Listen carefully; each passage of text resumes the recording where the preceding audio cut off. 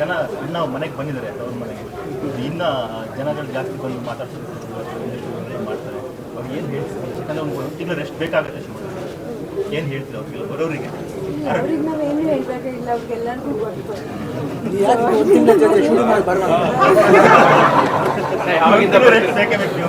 ಯಾವಾಗಿಂದ ಬರ್ತೀರಣ್ಣ ಯಾವಾಗ ಬರ್ತೀರ ಹೇಳ್ತೀನಿ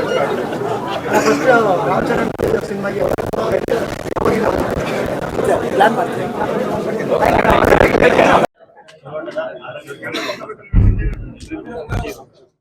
ಆ ಪ್ರೊಸೆಸ್ ನೀವು ಹೇಗೆ ರೆಡಿ ಆಗುತ್ತೆ ಹೇಗೆ ಅದನ್ನ ಎದುರಿಸಿದ್ರಿ? ಏನು ರೆಡಿ ಆಗಿದ್ದಿಲ್ಲ, ಏನಿಲ್ಲ. ದೇವ್ರ ಹೆಂಗ್ ಕರ್ಕೊಂಡ್ರೆ ಹಂಗೆ ಹೋಗ್ತಿದ್ವಿ ಅಷ್ಟೇ. ಕೇಳ್ಕೊಂಡಾಗ ಅವರು ಈ ದೇವ್ರನ್ನ ಮನು ಡಾಕ್ಟರ್ನ ನಾನು ನಿಜವಾಗ್ಲೂ ತುಂಬ ಬೇಕು. ಯಾಕಂದ್ರೆ ಅಷ್ಟು ಪ್ರೀತಿ ವಿಶ್ವಾಸದಿಂದ ಒಂದಷ್ಟು ಬಿಸಿನೆಸ್ 50-55 ಆಪರೇಷನ್ಸ್ ಒಂದೊಂದು ದಿವಸ ಇರುತ್ತೆ ಅವ್ರಿಗೆ ಇಂಟರ್ವ್ಯೂಗಳ ಜೊತೆಗೆ ಅಷ್ಟು ಬ್ಯುಸಿ ಇದ್ದಾರೆ. ಅದರಲ್ಲಿ ಆಮೇಲೆ ಅವರೇ ಹೇಳಿದ್ರು ನನಗೆ ಡಾಕ್ಯುಮೆಂಟರಿ ಮಾಡಲೇಬೇಕು, ಈ ಥರ ನಾನು ಪೇಷಂಟೇ ನೋಡಿಲ್ಲ ಅಂತ ಹೇಳಿ.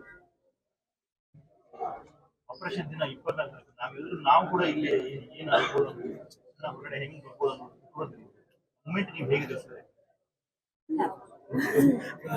ಕಷ್ಟ ಆಯ್ತು ಅವತ್ತು, ತುಂಬಾನೇ ಕಷ್ಟ ಆಯ್ತು.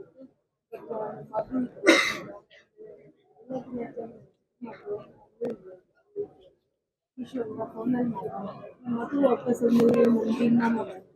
ನಮ್ಮ ತಾಯಿಯ ತಮ್ಮ ಅವ್ರು ಬಂದಿದ್ರು. ಆಮೇಲೆ ಒಟ್ಟಿಗೆ ಎಲ್ಲರೂ ಒಟ್ಟಿಗೆ ಜೊತೆಗೆ ಎಲ್ಲರಿಗೂ ಗೊತ್ತಾಗ್ತಾ ಇತ್ತು. ಎಷ್ಟೋ ನಮ್ಮ ಫೋನ್ಗಳಲ್ಲಿ ಕೂಡ ಕಳಿಸ್ತಾ ಇದ್ದಾರೆ. ಅದನ್ನ ನಾನು ಧೈರ್ಯ ಇಟ್ಕೊಂಡು ಹೋಗಿ ನಾನು ಯಾವಾಗಲೂ ಒಂದೇನಂದರೆ ಯಾವುದೊಂದು ಬರುತ್ತೆ ಅಂತ ತೊಗೊಂಡು ಹೋಗ್ತಾ ಇರ್ತೀನಿ. ನಾನು ತುಂಬ ಮುಂದಿನ ಯೋಚನೆ ಮಾಡೋಕ್ಕೆ ಹೋಗಲ್ಲ. ಅವತ್ತಿಂದ ಆ್ಯಕ್ಚುಲಿ ಇನ್ಫ್ಯಾಕ್ಟ್ ಅವ್ರದ್ದು ಆಪ್ರೇಷನ್ ಆಗಿ ಡಾಕ್ಟರ್ ಮನೋ ಬಂದು ಹೊರಗಡೆ ಹೇಳಿಬಿಟ್ಟು ನಮಗೆಲ್ಲ ಎಲ್ಲ ಚೆನ್ನಾಗಿ ಫೈನ್ ಅಂತ ಹೇಳಿ ಹೋಗಿ ಮತ್ತೆ 15 ನಿಮಿಷದಲ್ಲಿ ಮತ್ತೆ ಬಂದು ಏನೋ ಎಲಿವೇಟ್ ಆಗಿದೆ ಹಾರ್ಟ್ ವಿಷಯದ್ದು ಅಂತ ಹೇಳಿದ್ರು. ಆಮೇಲೆ ನಮಗೆಲ್ಲ ತುಂಬಾ ಭಯ ಆಯ್ತು. ಆ್ಯಕ್ಚುಲಿ ಇನ್ಫ್ಯಾಕ್ಟ್ ನಾನು ಫ್ರೀಸ್ ಆಗಿಬಿಟ್ಟೆ, ಮಾತೇ ಅವ್ರ ಹತ್ರ ಹೋಗಿ ಕರ್ಕೊಂಡು ಹೋದ್ರು. ಆಮೇಲೆ ಅಲ್ಲಿ ಅಷ್ಟರೊಳಗೆ ಅವ್ರ ಡಾಕ್ಟರ್ ಟೀಮ್ ಬಂದಿತ್ತು, ಹಾರ್ಟ್ ಎಲ್ಲ ಟೀಮ್ ಬಂದಿತ್ತು. ಇಲ್ಲ ವೇಸ್ದು ಇಲ್ಲ ಡೆಲಿವೇಟ್ ಆಗಿದೆ. ನಮ್ಗೆ ಏನು ಹೇಳ್ಬೇಕಾದ್ರೆ ಆ್ಯಕ್ಚುಲಿ ನಿವೇದಿತ ಕೇಳಿದ್ರು.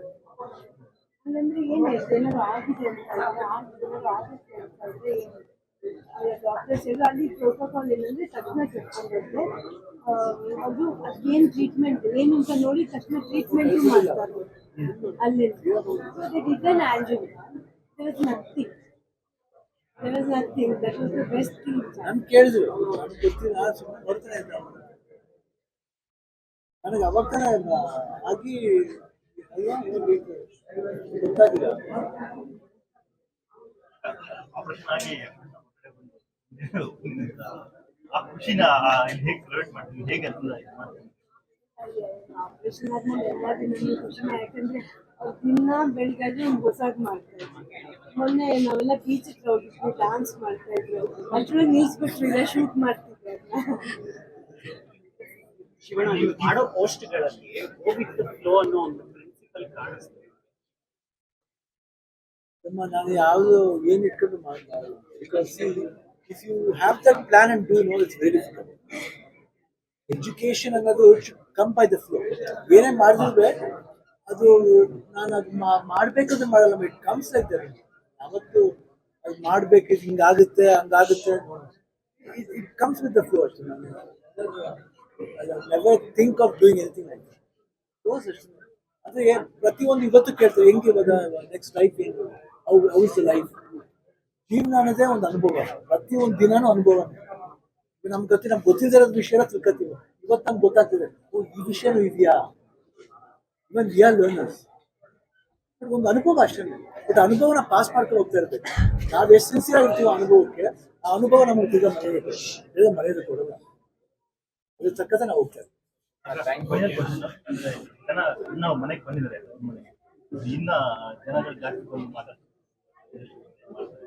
ಏನು ಹೇಳ್ತಾರೆ? ರೆಸ್ಟ್ ಬೇಕಾಗುತ್ತೆ, ಏನು ಹೇಳ್ತೀವಿ? ಬರೋರಿಗೆ ಅವ್ರಿಗೆ ನಾವು ಏನು ಹೇಳ್ಬೇಕಾಗಿಲ್ಲ, ಅವ್ರಿಗೆಲ್ಲರಿಗೂ ಗೊತ್ತು.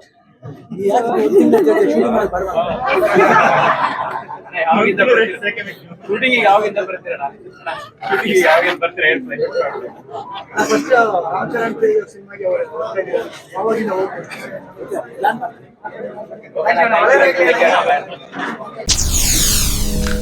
SS ಟಿವಿ ಸಿನಿಮಾ ಜಗತ್ತಿನ ಕ್ಷಣ ಕ್ಷಣದ ಸುದ್ದಿಯೊಂದಿಗೆ.